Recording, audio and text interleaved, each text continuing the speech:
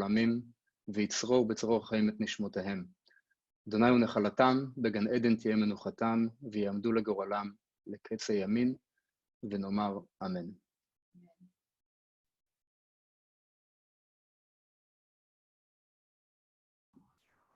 Thank you, אלון. תודה.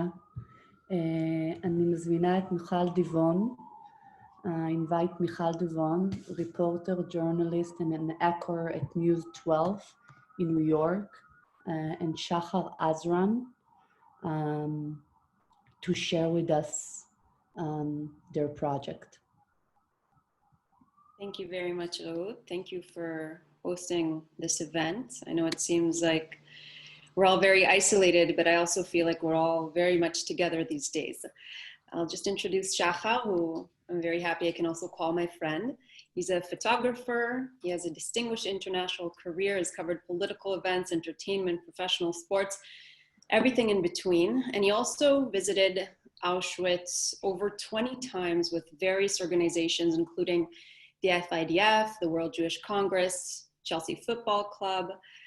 And so it's really a pleasure to be here and to be able to hear your stories through the really unique pictures and moments that you were able to capture.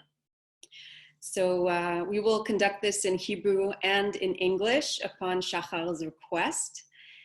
And Shachar, I know you've been to Poland many, many times, so why don't we start with a story that you would like to share with us? בעברית אם אתה רוצה. מכל הביקורים, מה החלק הכי משמעותי? First, thank you so much, Reut. Thank you so much, Alon. And of course, thank you so much, Toby, for being with us this evening. First, I would like to talk about the place. My first visit in Auschwitz was about 15 years ago when I went with the FIDF. Krakow is a beautiful place. And the first day before we actually traveled to Auschwitz, I actually liked the place. And then slowly you understand that, and I'm talking about the Polish government, the place is a touristic place. The place, you have tours to Schindler's factory, you have tour to Auschwitz, you have restaurant. It's become like really a touristic place. So really what's making the place is the people, and of course we are the lucky ones who can still travel with the survivors. So I really want to open with this a short story. My hero is Asher Ud. Asher Ud, he was born in 1928, and in 1940, when the German occupied Poland, they came to his village. Shortly, they killed his father, his mother, and his youngest brother, Gabriel. At the age of 11, he found himself by himself with his older brother that they took him away, and he stayed by himself. They took him to a Lodz concentration camp, and following that, they went to Auschwitz in 1944. Over here in this photo, this is his block where he spent his time with 1,200 kids in this very same block. And if there is a bright side in all the story, that this is the place when he found his older brother, Beryl. Beryl took care of him, Beryl fed him, Beryl saved him twice from the gas chamber. And in 1945, after surviving the March of the Death, of course, it was it was liberated and moved to Israel. He stayed in Jerusalem all his life. He loved Jerusalem, and he devoted his life to the memory of the Holocaust. He traveled endless time to Auschwitz with soldiers, with students, and again, this is with the FIDF mission in the beginning of the 2010. And during his last visit, I think it was 2014, 15, he traveled with his grandson. This is his grandson, Nadav. And Nadav actually told me, actually today, I posted those images, and he wrote to me that he remembered that his grandfather, on each and every speech that he gave, he finished with Am Yisrael Chai. And unfortunately, he passed in 2016, and I'm going to miss him dearly. Shachar, you're capturing these really powerful moments and stories. I guess I'm wondering, how are you able to really fully connect to the story when you're focusing on capturing the perfect moment, like the one we're seeing right here? Again, we're talking about, it's all about the people. It's all about the people who travel with us. It's all about the survivor, that we are the lucky one, that we can still see them. We're so lucky to have Toby with us tonight. We're so lucky to stand with, and to see them walking with Israeli soldiers. You see, you see pilots, you see the head of the Israeli army walking with them in Auschwitz. For me, this is what made our story. But as a photographer, and especially as Israeli, most of us served in the Israeli army. We see soldiers in Israel. That's pretty, simple for us. But to see those, like the survivors with their stories, to listen to them, to see, this is Brunia and Martin Brunia. And I remember Brunia's telling us, we were riding, by the way, if you're a Holocaust survivor, one of the benefits that you get from the great Polish government, you're getting a free golf cart in Auschwitz. This is something that, it's crazy, but I remember she's telling Martha that she remembered the place as a huge place. It looked very small to her right now. And Martha told her that, of course it's small, because back then we couldn't even walk to the fence. It looked so far. We were so weak, we couldn't even walk. And for me to sit over there and listen to those stories, it's priceless. We are the lucky one. And what amazed me also with different survivors is, for example, this gentleman, I remember him walking under the gate. He was cursing. And this is his first visit. This is in 2015, during the 70th anniversary of liberation of Auschwitz. He was walking and cursing, and then he started to cry. We were really about 30 people around him. Everybody left him alone, like really, for, I think it was about really 10 minutes that he was standing over there. Really, each survivor take it to a different place. This is from last January, like 3 months ago. This is Dr. Paldiel, and he was working for Yad Vashem for over 20 years. He was in charge of the bridges among the nations in Yad Vashem for over 20 years. So each survivor take it differently. Shachar, I know that you see Poland as not being the story. Poland is the vehicle to continue sharing the story. However, I also believe, I'm sure you'll agree with me, that it's very different to visit during the summer and during the very extremely cold winters. Can you tell us about that? We spoke about it earlier, about visiting Auschwitz in the summer. When you visit Auschwitz in the summer, you listen to the story, but it's a whole different experience, really. It's a whole different emotional experience. We're listening to the story, but I don't think that we feel it the same. We don't feel the place the same. As soon as you visit this place during the winter, this is a part where you cannot even imagine this place. You feel every step when you walk through the camp. You're trying to understand, but no one can understand. You're trying to imagine, you cannot imagine.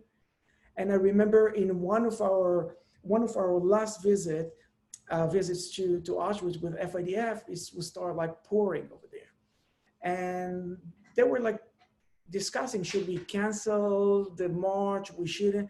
And then I remember the commander was standing over there. He said, like, are you serious? Can we complain about the rain? Can we complain about the weather? And we found ourselves for 3 hours marching in the camp, and we felt it. It was a whole different, really a whole different experience to walk in the snow versus traveling to Auschwitz during the summer. And it's honestly impossible to imagine doing that without coats, because even with coats, I know you were telling me that you were all shivering. Let's talk about keeping the memory alive, passing it on. We know that a lot of people and organizations, and us as a Jewish people, are really struggling with these days, because at some point we will not have a firsthand storyteller. Can you tell me and tell us how you see it as being the person capturing the stories behind the camera? Two major events in the last 5-6 years. This is a photograph of Steven Spielberg in 2015, 70th anniversary of liberation of Auschwitz-Birkenau.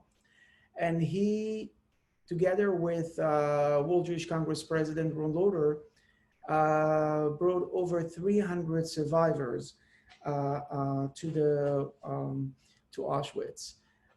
They were sitting for hours in front of world leaders and telling their stories. This is from 2015 again. You see President Hollande from France and the Polish president. And 5 years later, which is January 2020, they brought about 200 survivors. They brought 200 survivors. And I have to say it was a bit different from the event that we had in Yad Vashem in Israel. The only two people who spoke over here, this is the Polish president, Duda, and Ron Loder spoke. And for 3.5 hours, we had survivors speaking and addressing those leaders. And you had, from Israel, we had President Rivlin, but you had a Ukraine president, you had England sent official, every country, okay, from the Prime Minister of Germany was there. Every country sent their leader.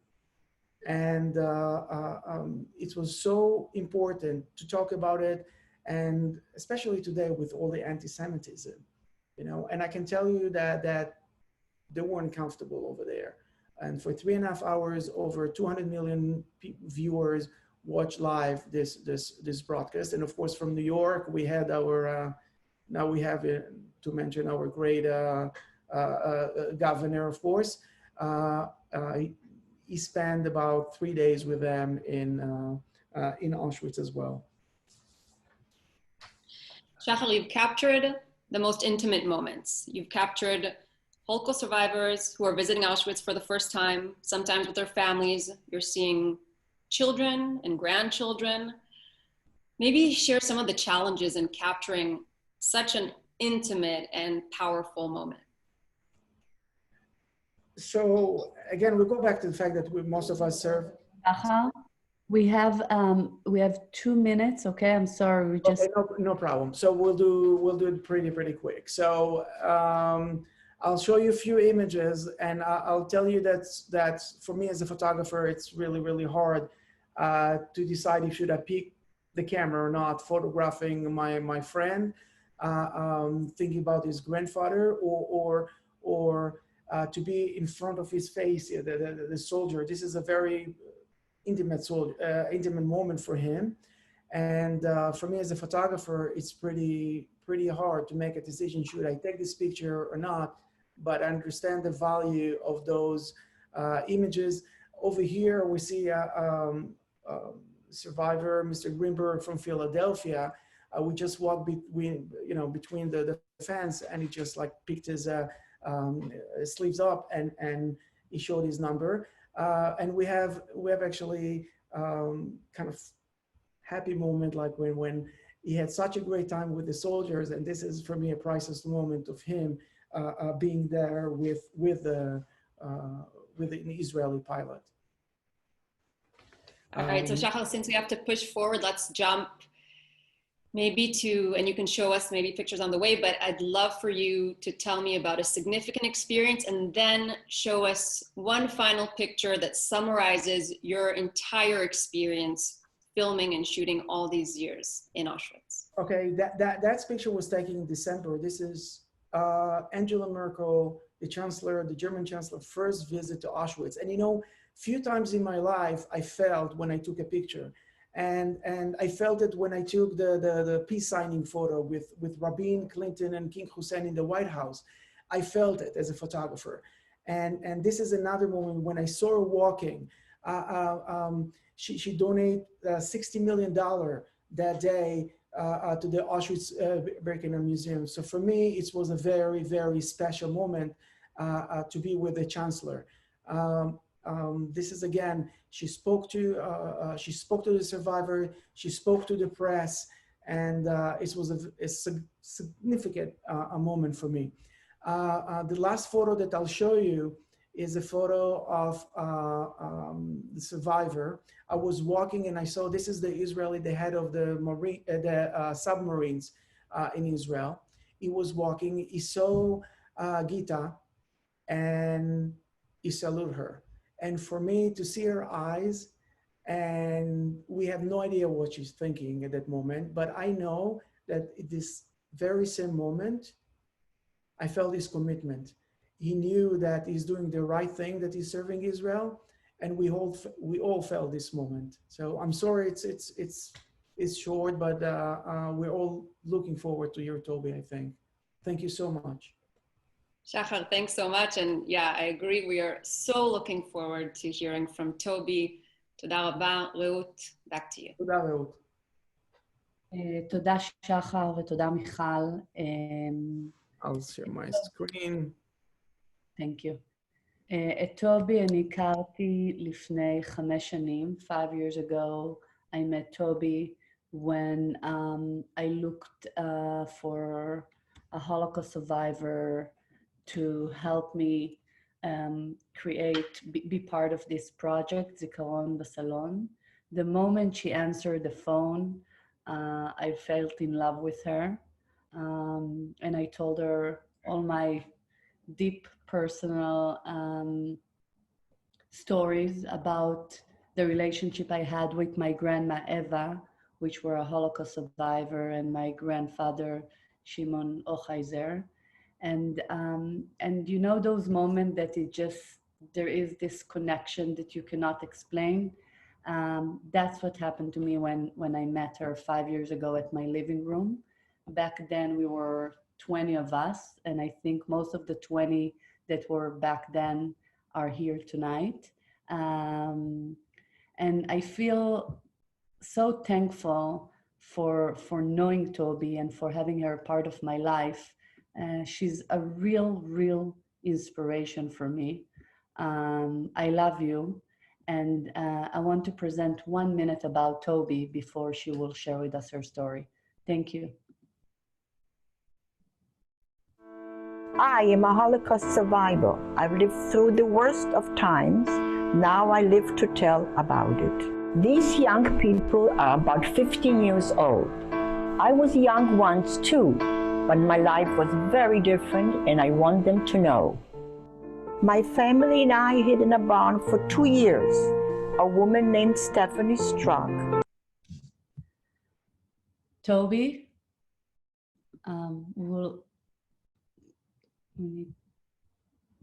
thank you. And let's unmute Toby.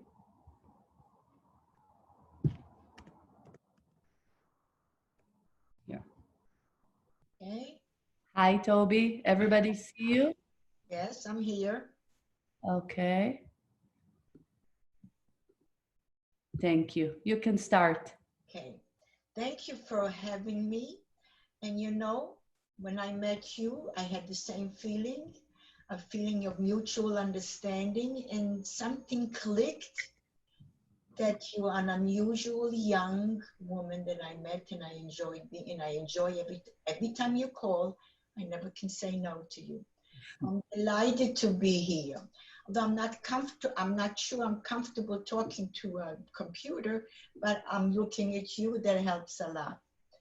I will not drag you out. I don't know how much time we have, and I have so much more important things besides my survival to talk about, except with the situation that we are in today. I'll start with that just for 2 minutes. And so I have two children, a son and a daughter. They each have children. My daughter has grown children, and she has I have a married grandson. He has two great grandchildren. So my grandson, the oldest grandson, calls me up when this virus happened and we all have to stay at home. And he understood. I took the phone off the hook, but I didn't do a good job. You hear the ringing? Sorry. And he says to me, Baba, I think I can feel your pain and I can understand what fear you had. I was overwhelmed with that. And I said to him, Jason, you're right, but there is absolutely no comparison. You then got in a home, you have your home, you have everything, you have a roof over your head, you have your food, no one is knocking on your door, and no one is banging on your ceiling, and you're safe even though you can't go outside. He says, you're right, but the fear, the unusual fear that I experienced, I connected with you. To me, that means I did teach him something during the years. Anyway, going back to me, I'll give you a little bit of example. I come from a small town. The name was Chodorów, Poland. We had a small community, maybe 5,000 the most. We lived in the center of Rynek. The Rynek is a center. We lived in the square. Square was, people came from the villages. They would come to buy and sell product. My father was a merchant. He had a store.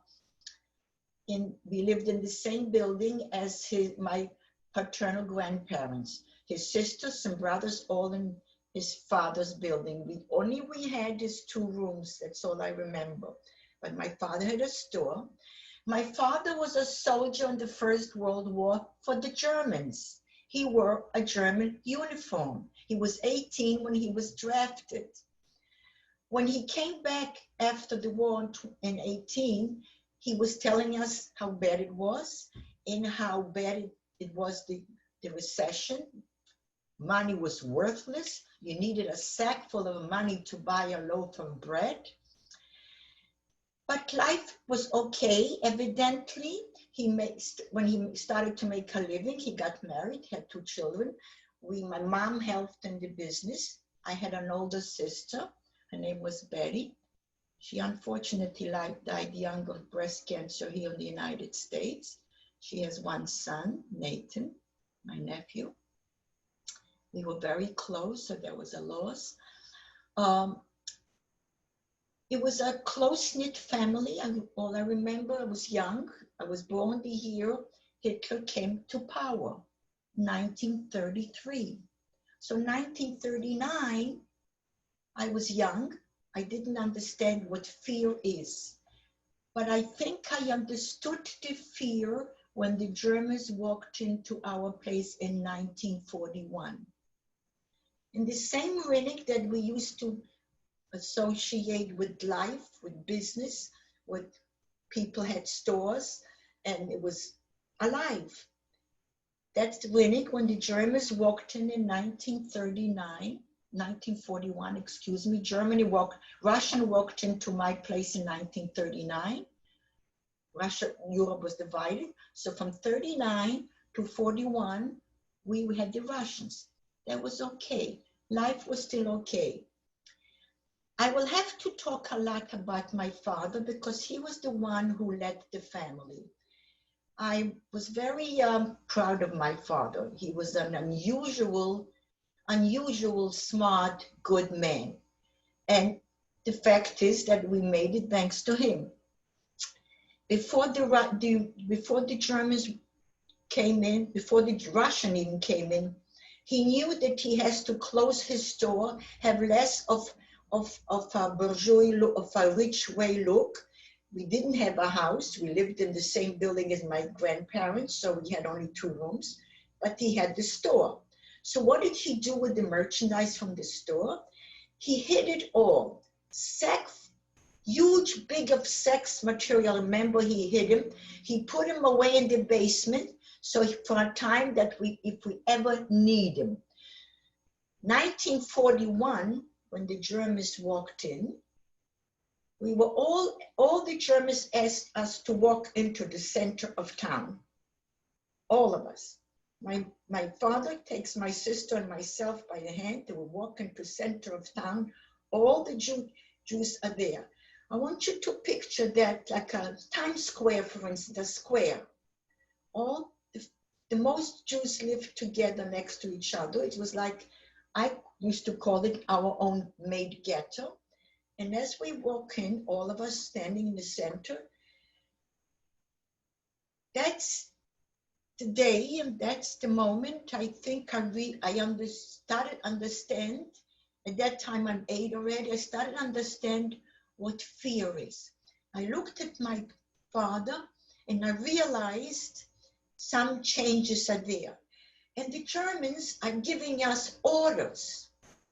From now on, what I remember clearly is the boots.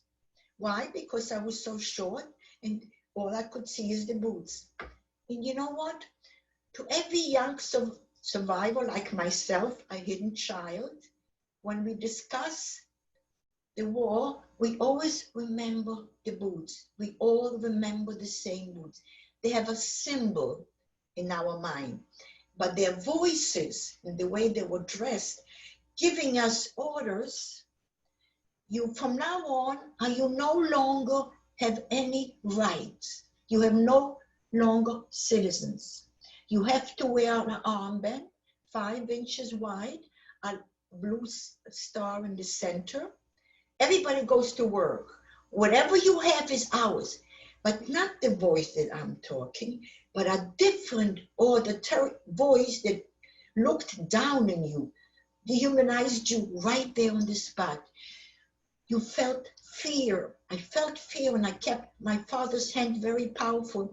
And I said to him, I said to him, why are they screaming? My father turns to me and says, quiet. And you know what? From that day on, I kept quiet. I understood that my parents can't help. They can't give me what I need. They can't do anything for me. We children understood to keep quiet. But what else they did that particular day was give us a symbol what our life will be. They took one man that had a small little beard, pushed him in the center, cut his beard, dehumanized him right there in front of everybody. Then pushed him on his hand and feet.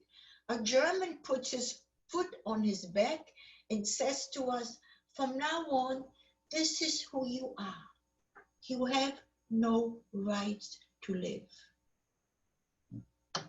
We come upstairs to the house. My parents look at each other, and my father says, this is not what we thought, but this, what I'm listening, none of us are gonna make it. Unless we get help from the outside. Already my father was thinking forward. Already he was manipulating, thinking, how do we make it? He was lucky he got a job working in the lumber yard, which is what means luck, because not only Jewish slave labor worked there, but worked there Ukrainians and Poles. And he was very well liked. My grandparents and great-grandparents were born in Chodorov. My father was very well liked by the community, by the Jewish community and by the non-Jewish. He was a very good merchant. He was hoping that that's where his help would come. And he was right. My mom had to report every day to the Gestapo. My sister and I were left alone to our devices. I had an older sister. She was in charge of me. Only once do I remember a horrible sight, which I never forget, especially when I was raising my kids. Whenever I looked at my kids, I remembered that sight. A little girl was sitting on the step and crying. Her parents must have left and she was able to get out of the house. And a German passes by, is annoyed with her crying, picks her up with one hand, takes the other one and shoots her, just like that. Holding her hand, she falls down. My sister, look at each other, we got frightened. Every time I talk about it, my body shakes. We got both very frightened and we went underneath the table to wait for our parents to come home from work. When they came home, we tell them the story. There was no reaction. All they said to us, from now on, don't sit by the window, sit underneath the table. Orders. That was the first year of the German occupation. They picked up Jews whenever they wanted a transport. There was a Jewish Gemeinde which had to report. They had to report and do what they wanted. My mom's family was, my grandfather went first. My father somehow managed that we always were safe. We always managed to be safe. Lucky that my father worked in the lumberyard, because towards the end of the year, as the Germans were there, the Germans were going to, so one of the Ukrainians comes to my father, that he knew more his life, and says to him, Moshe, his name was Moses, Moshe, listen, there's going to be a big aktia. Aktia means killing. You better find yourself a good hiding place, not just hiding, but a good one. My father comes home and tells it to my mom, and he's trying to find a hiding place. So he figures out this place. I'll make it short. To me, the reason I tell about it is the ingenuity of my father to create. So every house in Europe has a cellar, not a basement like here, a cellar, a full flight down the basement. But you don't go into the cellar from the inside, you go into the cellar from the outside. So he knew we can't go into the hiding the cellar from the outside. So he said, I'll make a new wall, and to get into the cellar, we'll come in from his sister's apartment, which was on top exactly. He figured out exactly where her apartment is. He built a wall, and to get in is underneath the stove. The European stove entirely different than here, which were like cast iron on the floor. He was able to cut out a hole so all of us would be able to roll into the base, into the cellar.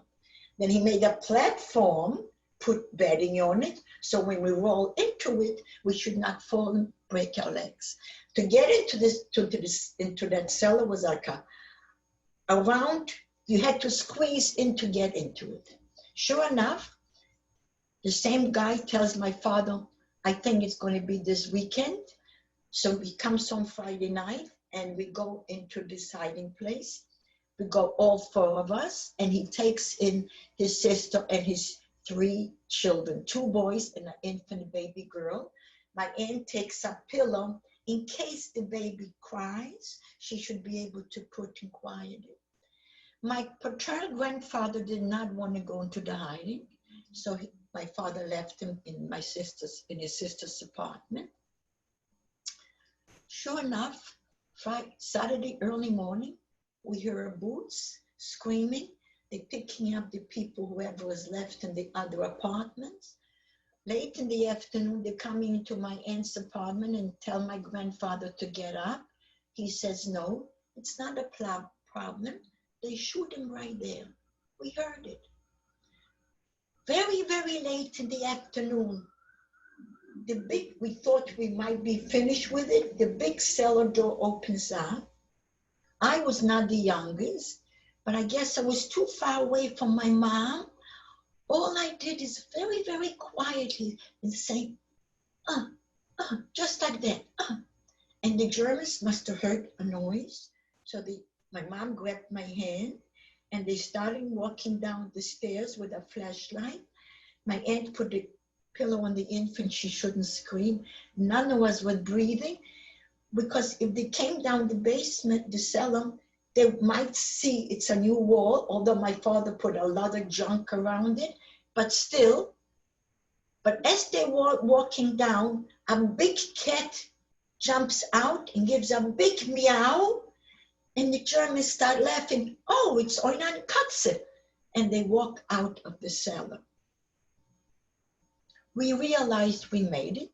We didn't get out to this from the hiding a couple of days later. When we came out, of course, many years later, I asked my father, did you put a cat in there?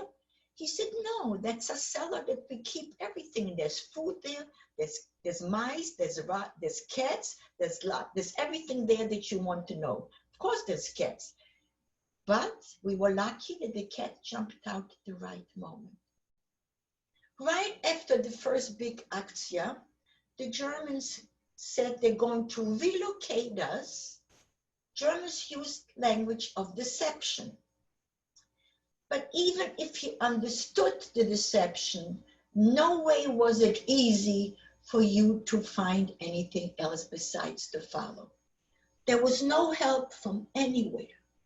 Not left, not right, not from the top, not from the bottom, nowhere. You were on your own. You had to follow. So my father comes home and tells my mom, they're going to relocate us to Lvov. Lvov is a very big, beautiful city, had maybe 30,000 Jews in the ghetto there. And he said, turns to my mom, he says, I don't believe them, and we're not going. She says, what do you mean you don't believe? Where are we going to go? He says, we have to think. I'm not going, I don't believe him. And he shares his feelings with the remainder of the family. My paternal grandfather and the rest of the family were gone by that time. My maternal mother's family, she still had her sister, 2 brothers, and her mother. My father shares the feelings with them that he is not going to follow. My 2 uncles say they're going to go because there's no reason why not to. We're going to the ghetto to Lvov. My father's, I don't believe them. So my aunt said to my father, whatever you do, I'll do with you. He says, I'm going to look for someone to hide us. So she says, okay, we'll go together. Sure enough, they look and they find. They find a woman, her name is Stephanie Struck. She has 2 children, no husband. She says, yes, I'll hide you. How many? So we're going 9 people to the hiding place. Where are we hiding? She lived in the center of town, center of street, like you would say 5th Avenue Center. But every house in Europe has a barn. First she has a garden. After the garden is a barn. So my father said, we'll make the barn a little bit smaller, like for 9 people to sleep. You have to figure 4 feet by 4 feet, 5 feet. This way 4 and 5. If one had to turn at night, all 9 of us would have to turn. That's the way it was. This wasn't big. And then he says to her, I'll give you money to buy livestock. That will give you an excuse to bring food to us and to buy. So I remember when he closed the store, he had 3 sacks of material. So 1 sack he's giving her to buy for food. 1 sack we needed what we needed as we lived while the Germans were still there. The 3rd sack of material he's taking with him. So my mom says, we can't have, there's no place there. So she says, why don't you give it to Stephanie? He says, no, I'll give her 1. 1 goes with me. What went with him to the hiding was the tefillin, the talit, the tefillin, and the sack of material. That was his survival. My parents were always Orthodox, but somehow they haven't changed. So we all go into the hiding when it's ready. Again, he's building that wall. She does not tell her children what she's doing. He's again building that wall, and she buys the chicken, and she buys a pig and chickens. They're on one corner, we on the next corner. Since it was curfew, so she took the women and children in every night on this big barrel. I never forgot, and she covered us with hay, brought us into the hiding. The men still went to work till the very last minute. We were on hiding there. And when the men made up, the men made up, if there was a chaos and they will realize they have to run, they will run. They made up to meet a place, but since they realized the Germans were rushing, so somehow the very last minute, the people felt something is not right because no one wanted to follow, and everybody started running into different corners, into the woods, and they started shooting. It was a chaos. My father, my uncle barely made it to the hiding place. So we are there, 9 people. 2 weeks later, Stephanie comes in and tells us there isn't a single Jew left in Chodov. Chodov had Jews, I'm not exaggerating, 1,000 years. That's many, okay? There isn't a single Jew left. They have Judenrein. Sit still. Of course we're sitting still. The pig is there, and the chickens, and we are on this corner. There's not much we can do. It's pitch dark. We can't sit during the day, we sit in our corner. But sometimes we would go out and stretch our legs. That's what we did. Maybe 3 months into the hiding, no more than that, we just about maybe got ourselves a little routine. 3 people are standing in the center in the pajamas and stretching their 3 adults, and the rest of us in the hiding looking out from underneath. When the big barn door opens up, Stephanie's standing in the middle and a Ukrainian police on the right side.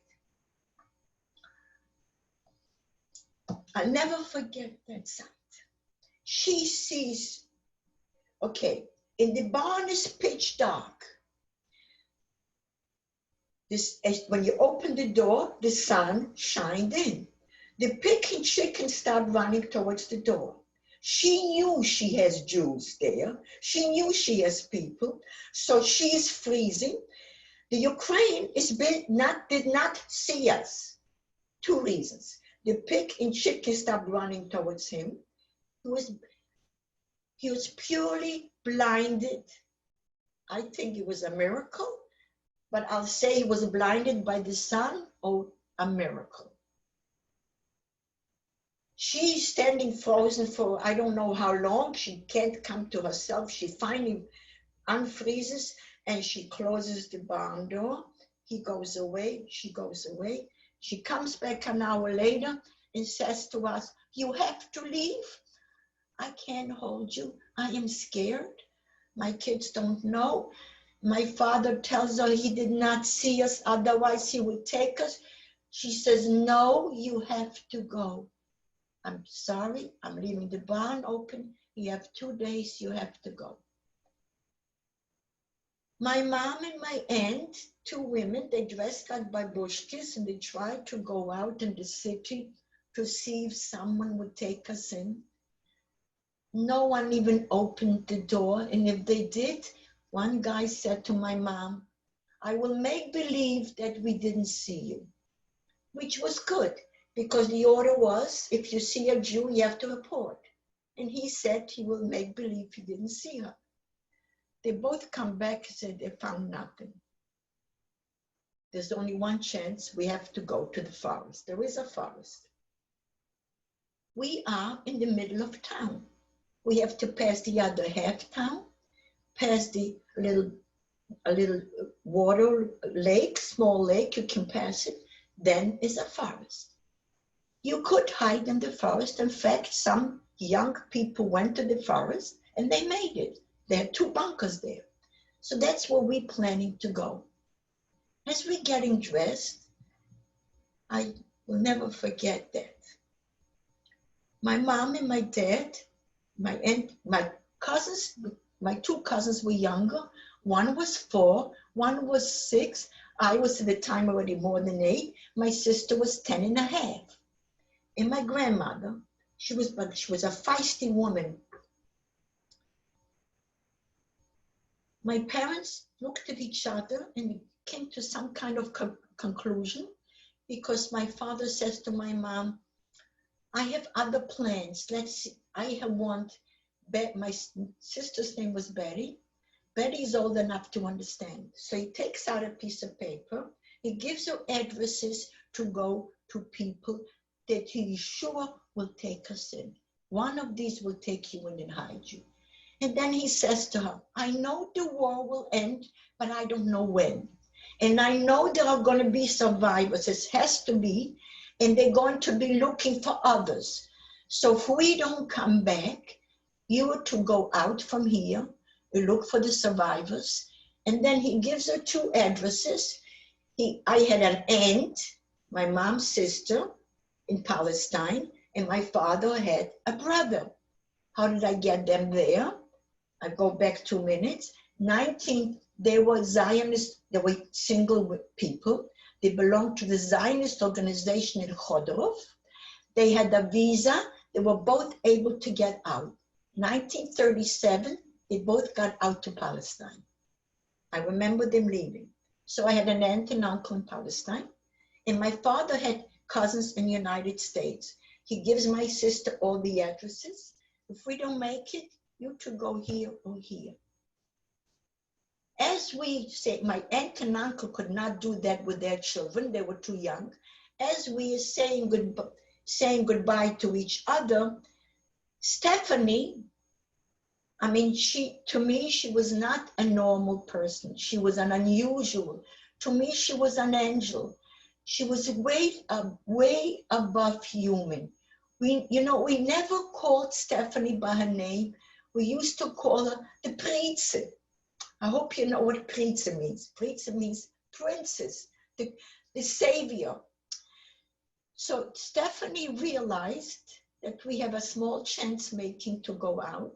So she does go to the Ukraine police and says to him, you know who I am?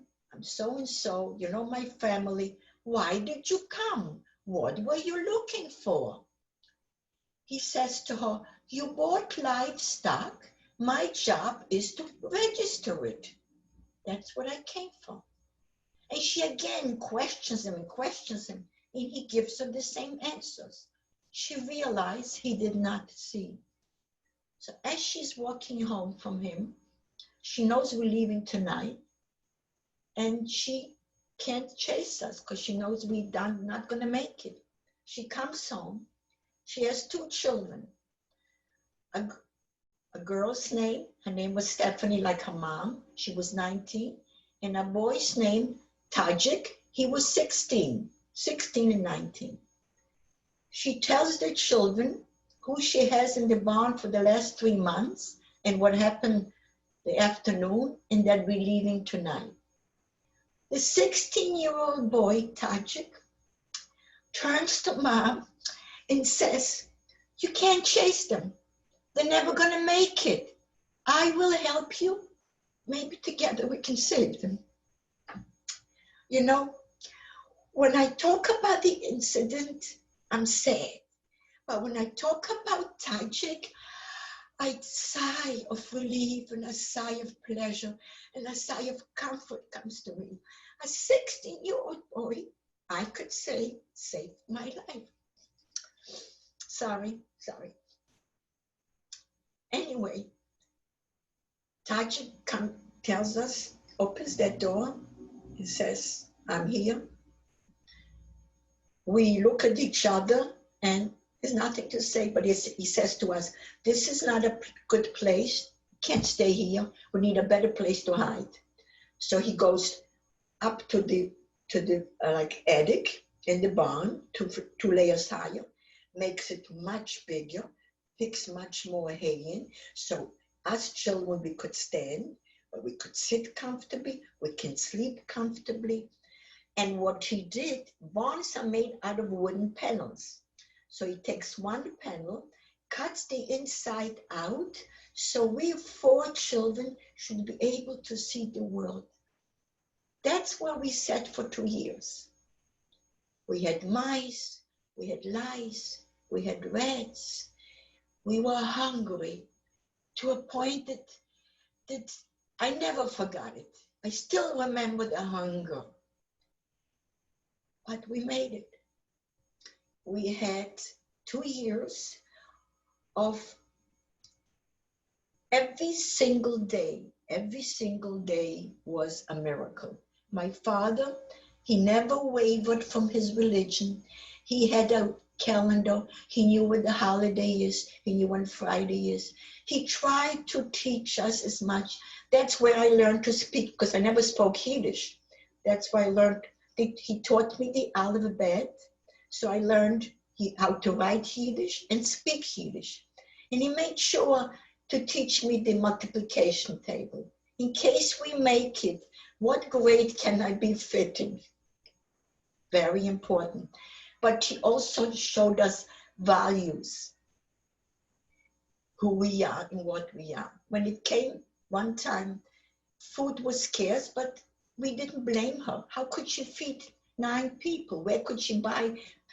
On our only diet was bread and potatoes. That was easy for her to get. Her sister had a bakery. She had an excuse to buy bread because she had a pig and chickens and potatoes. But we were content with that. I just want to give an example who my father was. We were very, very hungry. We didn't have bread for a long time. And she brings us up this round bread, probably no more than a pound, maybe 2 pounds. And all 9 of us stare at it, hungry. So we were 9 people. So my father said, I'll slice the first slice. My father was the one who kept us, who kept tight. I must say very tight. I'm just going back for 2 minutes. Give you an example. When I saw the movie Anne Frank, in how they were boisterous and hiding and talking and screaming and yelling and eating, and I say to myself, if we did this in our hiding, we would never have made it too. It was my father who kept control of our. He was up a whole night in case somebody screams at night, somebody dreams at night. He was the watchdog. He was sure we don't speak. We learned not to speak, not to cough, and not to laugh. Okay? It's okay? No? Everybody's okay? Okay. Anyway, I'll continue. So he was the one who kept us. Like, I remember once my auntie put a flashlight on, and sure enough, the Germans saw a light. And my father said to my uncle, I'll kill you next time you do something like this. Sure enough, Tajik was out with his flashlight on the street. Tajik watched that barn 24 hours. That is a miracle. I'm going back to the bread because I want to show you the character of my father. This bread, so he says to the rest of the family, the first slice I'll give to grandma. My uncle says, no, I have younger children. She's your mother, not mine. Give me my half. You do with your half what I want. I will have grandmother. Then he divided between us. The next slice he cut, gave it to my mother. Whatever was left for him, he took half and gave it to me and my sister. Never in my life would I forget that incident. It showed me who he was and what a human being can be in rough times. He taught me much more than that. He taught me how to, okay, I'm going to continue here. I'm getting off. I have some time left, I hope. I should have had a clock here. Anyway, we were there. So the second year in hiding, Stephanie took German officers to live in our house. And we said to her, what are you doing there? The barn door is open. They will walk. She says, I'm doing it for me, not for you. It's for I have more bread and I'm more secure. There was nothing we can fight about that. Every single day was a miracle. Every single day my father noted, too bad I didn't save that diary, what he wrote down. Too bad I don't have all the details, what he did. Every single day was a miracle. He said, we made it today. He always said, no way are we all going to die. Somebody, his belief was, somebody will make it and maybe it's us. Every day he said, somebody has to tell the world, maybe it's us. I think I fulfilled his wishes and mine too. I'm doing it now. Anyway, I'm going back to the hiding. The second year in hiding, it was rougher, less food. She had no money. Then she comes one day and says to my father, I have no more money to buy bread. I don't have any money. We had no money, but my father had material.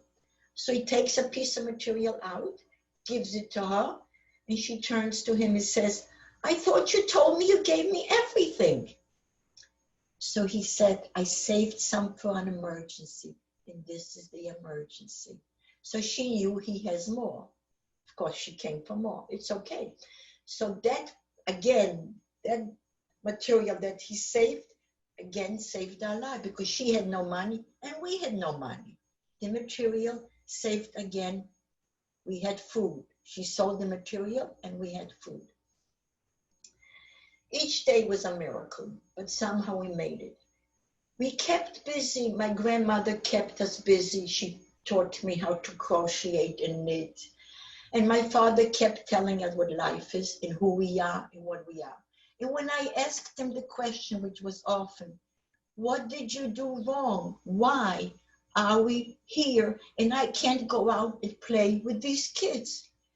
He looked at me and said, I don't have an answer, but if we make it and you will get educated and you'll maybe study and find out why, maybe you'll figure out why. Well, I made it. I am here. I'm old enough to, and I haven't figured out why. So if I don't figure out why, that means I still have to go on and I still have to teach. Let me finish the hiding place before I get off. The last few weeks in the hiding was very, very rough because we had a lot of bombing and she left. Oh, shucks. And she left, she said to us, I can't stay with you. I can't help you. I'm afraid I'm going away to the country with the children.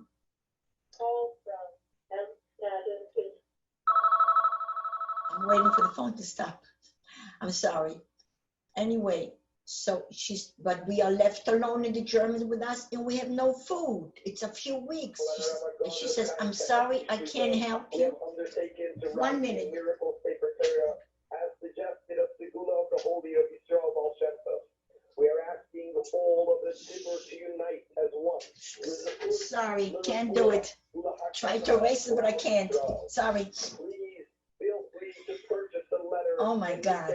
Anyway, so the last few weeks in hiding, all we had food was my parents would go out in the garden to find some grass. Please press 1. The price for inscription is Kefin Nidvas Levi according to your heart's content. Shucks, I'm sorry, I apologize. I thought I did disconnect, but it didn't. So we were left alone. Again, my father says, if we lose the roof, the Germans will see us. The neighbors will see us. Every house was damaged except hers and our barn is standing. He says, we need another hiding place. Where do we find a hiding place? In the barn. Barn is earth. And we had two pails for waste. So we had So we had the two pairs for waste that we used to bring down when they were here, they would take it out. So what does she do? What does she do?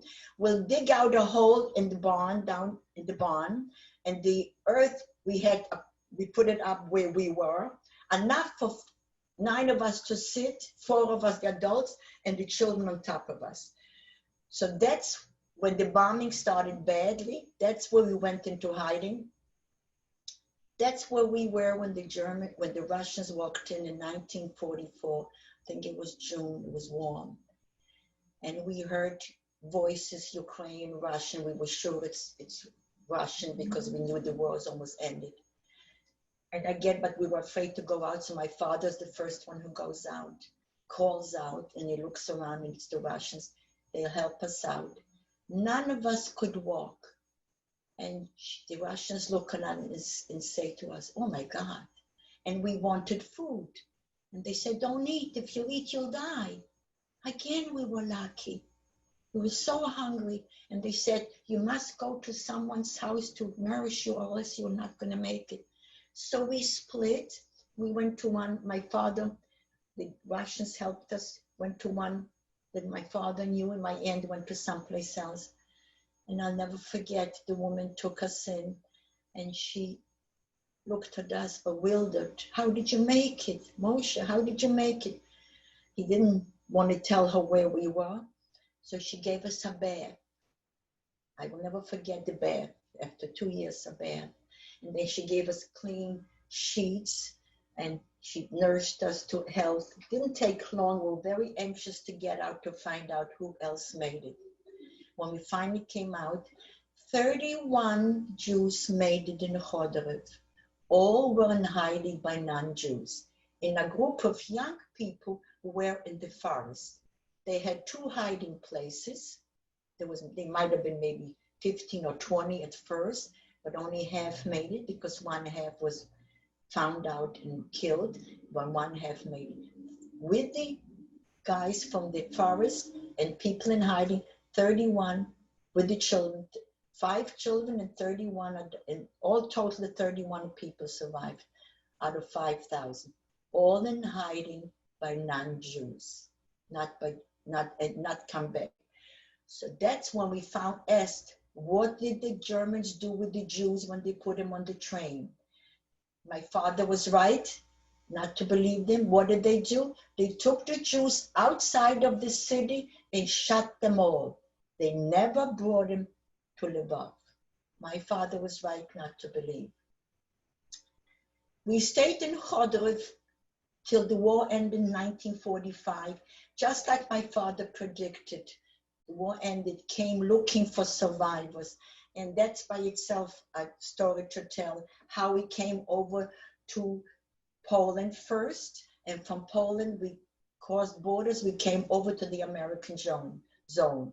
I wound up in the American zone in Austria in the DP camps, first in Bad Gastein and then in Ebersberg. There we had people from all over Europe. It was a camp, an army camp. But let me tell you, from 45, we got there 45 to 49, these were my best years of my life. No one had anything, no one had anything, but we had school right away. We had freedom. I learned to do the games that the kids that I used to watch from the hiding. I learned to talk. I learned to laugh. I learned to listen. I even learned how to sneeze. We lived in one room in the bar. It was army barracks. The kitchen was in one corner, the bathroom in the other corner. But we had freedom. From there, when the war in 48, we were able to go to Israel, but we couldn't. Anyway, that's not getting it. In 49, when all the camps closed, all the doors opened up, we decided to go to the United States. There again, my father says, I'm not going to north, I'm going south, where nobody wants to go. So we wind up going to New Orleans. So a boat. So I have to say, So a boat, 2 weeks on the boat, we wind up in New Orleans. Well, I was overwhelmed when we came on. I will never forget the trip on the Mississippi, with looking both sides, the light, the people, the car. Where did I come from? From a different world. And I was at awe. And I'm going over to my father and I'm saying, I was 16 and a half when I came to the United States. It was September, just before Rosh Hashanah. And when I'm on that boat and I say to my father, what did you stay all your life in this God-forsaken country? Why didn't you get out earlier? He says, no complaining. We are here now. Let's look forward now. And sure enough, we did. And so my father says to the woman that picks us up, she spoke a little Yiddish, her name was Mrs. Bronick, and he says to her, it's Rosh Hashanah. I need a kosher meal and need an Orthodox shul. Okay, so he already needed, he wanted, but he always needed those two things. Sure enough, she finds us a kosher house for the holidays. I want to describe that experience because I think it's important to tell where we come from and how we look at things. And we come to this beautiful Jewish house, real Jewish, beautiful home, I'm at awe at everything. Rosh Hashanah. And we look at, when we were in the camps, we all looked alike, so we thought we are normal. We looked normal, we act normal, we talk normal. But when we came to United States, I didn't feel normal. We didn't look the same the way they looked. They looked happy, we looked sad. And we looked at them, and we looked at them and looked at us, and we were very uncomfortable. The people didn't do anything wrong. It was us that felt so uncomfortable. Anyway, we made Kiddush, and the man said something, I don't know. And my father stands up, I don't know what he wanted to say, but the man didn't give him a chance. You know what he said? Stop. You're here now. Forget. Go forward. Wow. The American Jews did not want to hear. And that's what the survivors did, because it was everywhere, I imagine, the same. The survivors didn't talk. They went forward to make a life. We had a lot to do to make a normal life. And I think we did. I think we went, I would say, bulldozing it to make the life, and we did. We survived, and we got married. We raised. I have 2 children. Raised children, educated them highly. Of course, I had to educate them in the Jewish way. I had to send my kids to yeshiva to make sure they know who they are. I worked all my life, and eventually, when my husband passed away, and I was still working, my grandkids were already doing well, my daughter and my son. So I said, I need to volunteer. I need to do something with my extra time. The museum came up, and they gave me the opportunity to talk. When I first started, I was just a docent. And then they said they needed someone to talk. I said, I don't know how to talk. Well, just tell us your lives. I don't know how to tell it.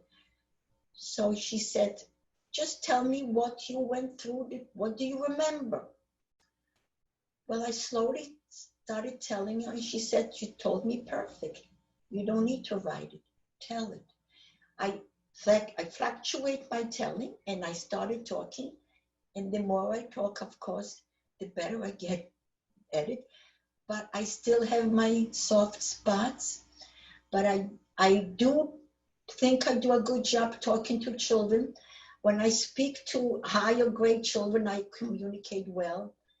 I try to teach them what it means to go forward, what life is all about, and what my father taught me, that to be hateful and angry will only destroy my life, not the person that I hate.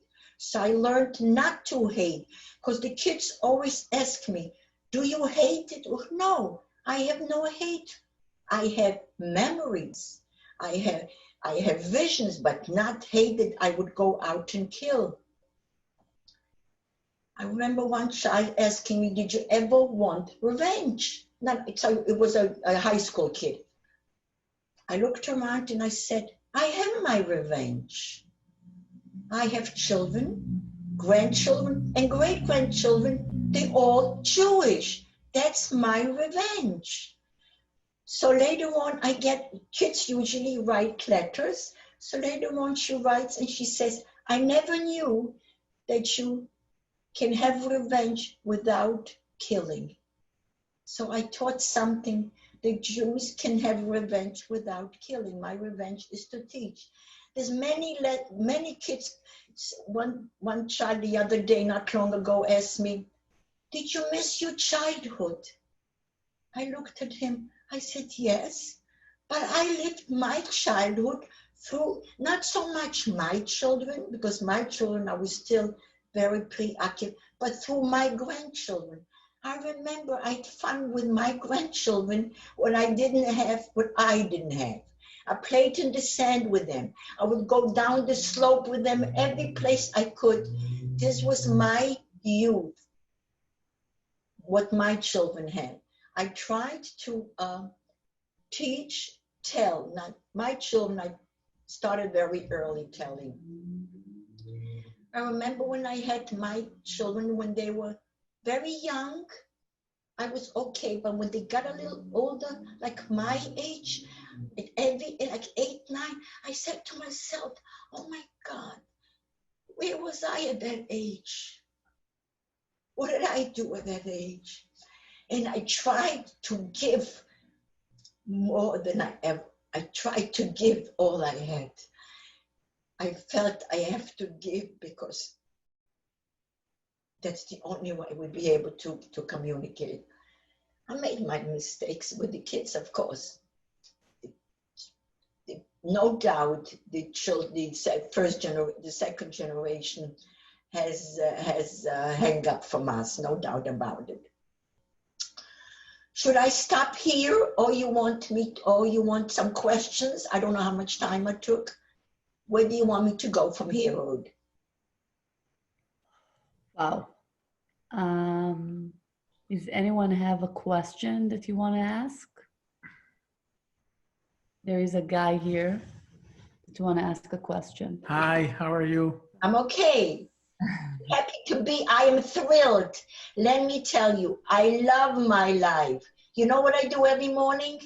When I get up, I go to the window. I'm alive. Amazing. Did everybody hear me that? The coronavirus, you know what? To me, it's nothing. So my question is actually, came to me because of what you said, and living with 4 kids in this house and dealing with something that seems so small, like the coronavirus. I thought many times, how much, do I tell them the whole truth? Do I tell them what, they have so many questions. And this is just like a small minor event compared to what you've been through. But so it's a lot. Yeah, I'm just curious, so I know you said that your father always said that someone is going to survive and someone is going to make it. But did he tell you the truth? Did you fear for your life?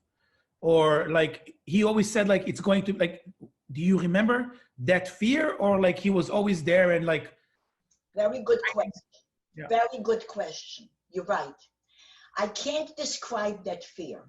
It's a peculiar, I did not understand what death means.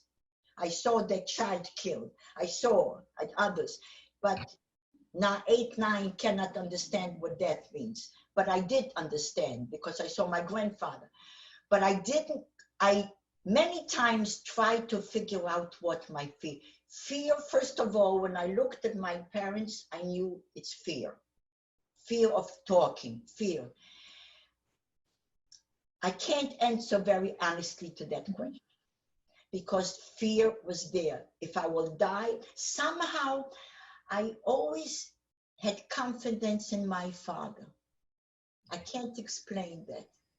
Always felt my father, even here when we know in the United States, my father will pull us through. Somehow. So I had that fear, but something else with it.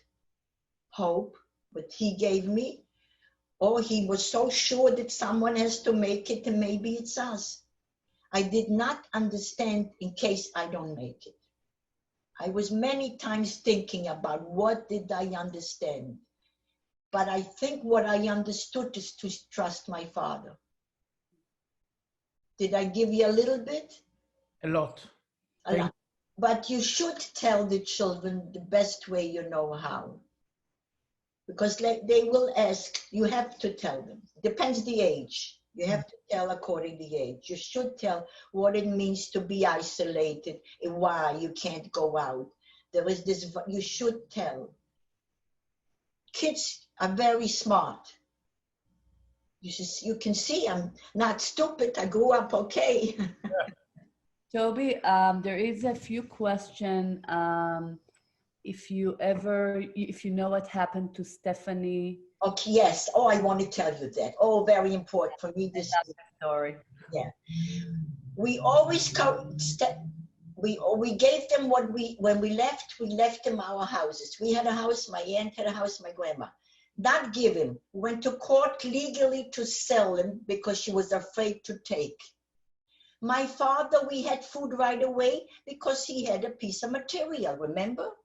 So she would come, the year that we were there from 44 to 45, she would come meet my father behind our house and he would give her the food that she needed to eat. But when we left Europe, we had nothing else to give her, we had no money. We had nothing to give, but my parents always corresponded with her. I have pictures of her dying. Tajik died young, right after the Chernobyl explosion. We think it's because of that, but we're not sure. So my parents corresponded with Stephanie. When we came to Europe, we had nothing to give. When we came to the United States, when we finally came to New Orleans and we finally had money we could give her, we asked her, what can we give you? She said, send me material, because that's money in Europe. So we kept sending packages, whatever she needed. Once she wrote she needs money because the kids are sick, we sent money. She died. We have pictures of her buried.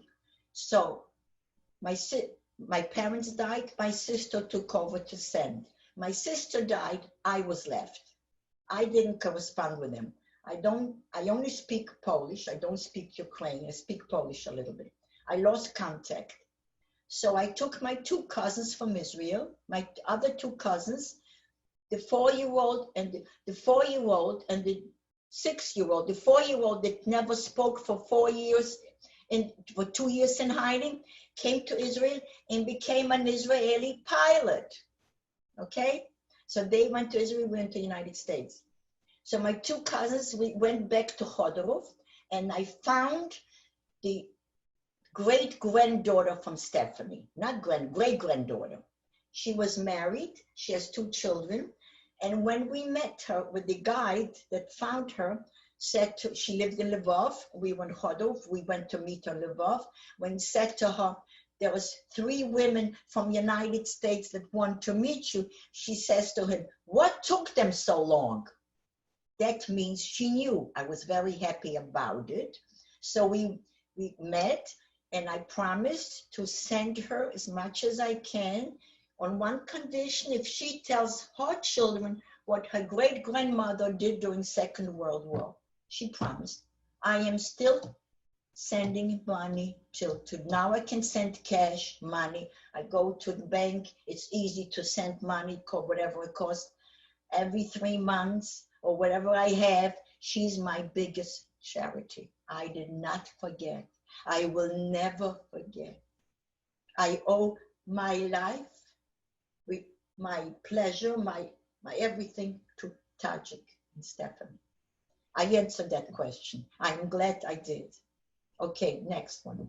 Toby, the last question is from your son that is also with us on the call, Howard. What does he want? What did I forget? He reminds me. He's good. So he said, first of all, that you taught him the same values as Zadie Moshe taught you. Yes, And yes, he does. what is your final message to everyone? Life is worth it, but you have to be a human being, even in a hiding place, close quarters, like you, for instance, close with the children, close for, you have to behave human. You can't carry on hatred. You have to carry on, remember, but not hate. You're not going to make it if you hate. You can't carry anything, even with children. You have to say, whatever you did, you did. Like I always tell my children, whatever I did the best to my ability under the conditions. That's a good lesson. I try, my kids both have value. Beautiful, I have Kanai Hori, 3 beautiful grandchildren. Each is affiliated with Judaism. Each married Jews, to me, is number 1. And now my son has 2 little ones. And the big one, which is 4 years, she already goes to Hamas. So what else can I ask for? They all have the values that my father had. Yes, I tried. And this is what I do with friends. And this is what I do with neighborhood. I'm in a neighborhood and everybody knows me, who I am, and the values that respects my, I think I have a pretty, I should say I grew into it. I evolved. Every 10 years, I change for the better. I do. I know. Thank you for having me. We never clap after. Oh, but I want one more thing. Yes.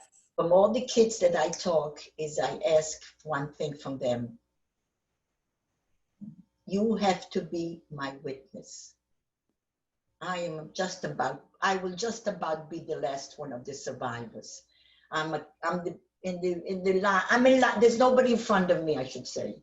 There's nobody much older than I am. So I need witnesses, and all the school kids promise to be. My best investment, and I feel that I do now, is to talk. I never refuse to talk to children. I do teach them what values is. I want you to be my witness. That's the only thing I ask. So I promise you, we will. And to show you how much we promise, I ask everyone to open their camera. And I know we usually, as I said, we don't clap after this evening. Thank you everyone to hear our love. And we sing the Tikva, and we sing it for you, Toby.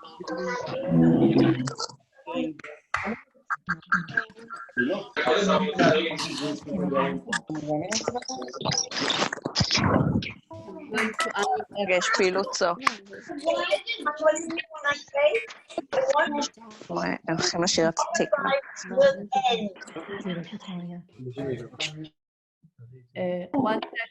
One second. Toby, want to say something?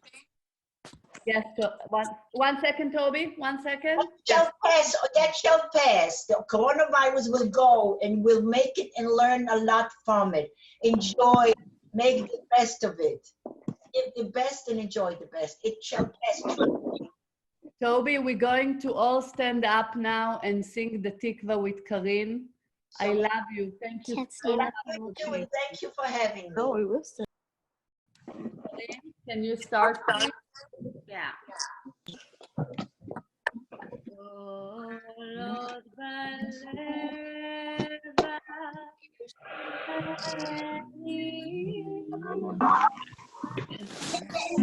זה משהו שאתם צריכים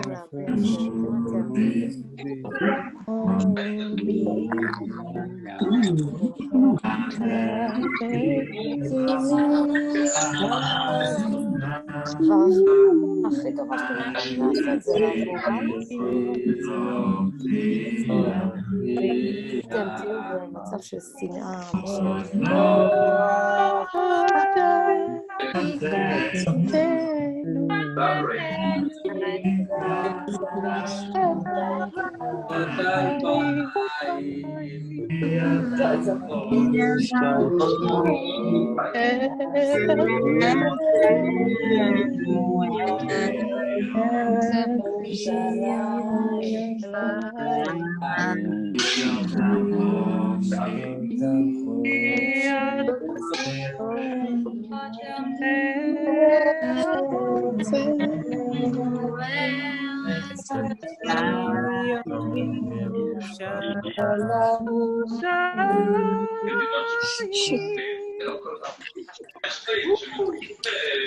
Abba.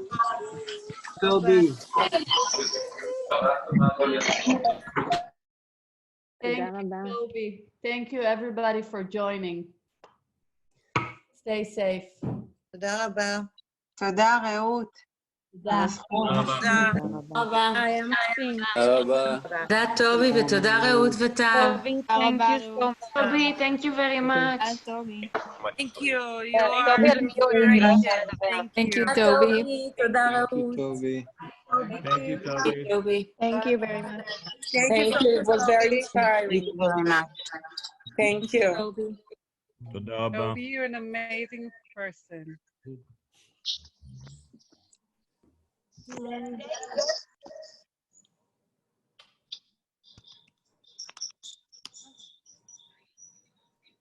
תודה רבה, טובי.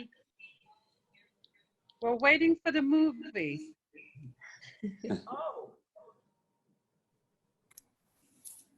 Where's the movie now? Oh, we're waiting for your movie. My movie. Yes. You have a story that you have to make a movie out of your story. Then I can tell things. Oh, hi, Yochi, how are you? Hi, Toby. It was amazing. I enjoyed every minute as usual. No, I was a little bit nervous. I'm not. I love you so much. Yes, you are amazing. I tried to. להתראות. Okay. Thank you. ביי. Next year we'll meet in a big hotel. Yes, of course. Celebrate what we did this year. On a cruise. Sounds like a plan. Hey, that Hi, sounds Yochi. good. Hi, Howard. How are you? Okay. Okay. I'm glad to see you. Was Melissa there? You don't know? Hi, Melissa. Melissa there? She was. She left. She was, yeah. Looking at the camera, she's going to mute herself. She's here. She's here? Hi, Melissa. Say hi, Melissa. Hi, Baba. Hi, hi. That's it. Wonderful. We love you. Tell her she did great. Hi, Jonah. Hi. Oh my God. Oh, they know how to do it. I don't know how. Hi, Melissa. Jonah. Jonah, look at them. They're in Vermont. What do you think they are? They're having a good time in Vermont. Lucky you. We're lucky to see you tonight. Good, you look great. You gaining weight, guys? The two of you gaining weight? I hope not. John, you see John? No, me, I say what I want to say. I know. I haven't changed yet. I have. Hi, Ezra and Melanie. Hey, Hi, Jenna. thank you, Toby. That was amazing. Thank you for sharing. Hi, how are you? Night. Toby, I'll that's call you my in the morning. brother and sister-in-law. Oh, that's your sister-in-law? And brother. And brother. Oh, I should have looked closer if he looks a little bit like you. Or you call He's hiding behind the mustache. Yeah, we loved hearing your story. That's your brother? Wow. You tell? Hi. Yeah, the smiles is great. Yeah. Toby, thank you so much. You're true inspiration. רעות, תודה. Good night. Good luck. Don't let it keep you down, the virus. You'll outlive it. It's one glitch in your life, but it's a tough one. It's a tough one. Not for me, thank God, but it's a tough one. You gave me motivation now for another month with my kids. You But need after we'll need to repeat. No, you're great. He's having a good time now. I love you. Thank you so, so much for taking this challenge. You were amazing. Amazing. I tried to talk to a computer. Oy vey, Mir. It's over. You're the first one I'm going to visit. I had to get used to it, not to people. Thank you for having me. And I admire who you are, what you are, where you're standing. That I can tell you. I always talk about you. Bye, guys. Amen. Amen. Bye. Good night, guys. Night. Thank you. You should have told Slava to watch it. She's sleeping. Record. I have the video of that all evening. I will send it to you. Oh, so what Yeah, do I yeah. save it? I will send it to Howard and I will send it to you. Okay. Thank you, Rue. Thank you. Be well. Keep your head up high and your spirits high. Okay? Thank you. Thank you. Bye-bye. Bye-bye. Love you all. Thank you for having me. Thank You you. give me like don't get yourself. Bye-bye. Bye. Good night. I'm closing up. Bye. Bye.